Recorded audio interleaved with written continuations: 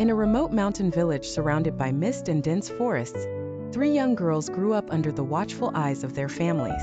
The village was hidden from the outside world, untouched by modern civilization. It was a peaceful place, but it had one dark secret. Legends told of ancient monsters that roamed the forests at night, hunting in the shadows, and once in a generation, these creatures would awaken in full force to destroy anything in their path. Lena, Maya, and Talia were best friends, each with her own unique strength. Lena was swift and agile, able to scale any cliff with ease. Maya was deeply connected to the natural world, able to understand the language of the trees and animals. Talia, on the other hand, was a skilled fighter, trained by her grandfather in the art of combat. Together, the 3 girls had formed an unbreakable bond over the years. One night, the peaceful village was shaken by strange, rumbling noises coming from deep within the forest. The sky darkened with an unnatural storm, and the air turned cold.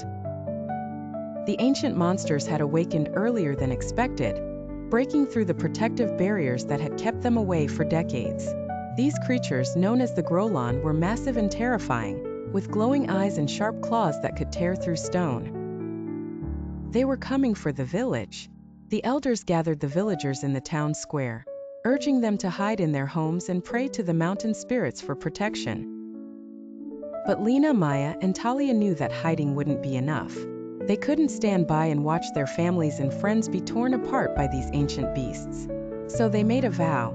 They would fight back, even if it meant risking their own lives.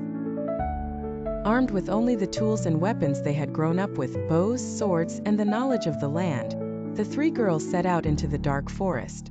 They knew the terrain better than anyone, and they used that to their advantage. As they moved through the trees, they could feel the presence of the Grolon, lurking just out of sight. The ground trembled beneath their feet, and the sound of snarling echoed in the distance. The first battle was fierce. Lena led the charge, using her agility to dodge the Grolon's heavy strikes. She climbed the trees and leaped from branch to branch, distracting the monsters, while Maya used her connection with the forest to summon the animals for help. Wolves and birds of prey attacked the creatures from all sides, giving Talia the chance to strike with her sword. Her blows were precise, aimed at the weak points in the Grolon's thick armor-like skin. But the monsters were relentless, and the girls were pushed to their limits. They fought for hours, their bodies aching and their minds racing. They knew that if they didn't win, the entire village would be destroyed.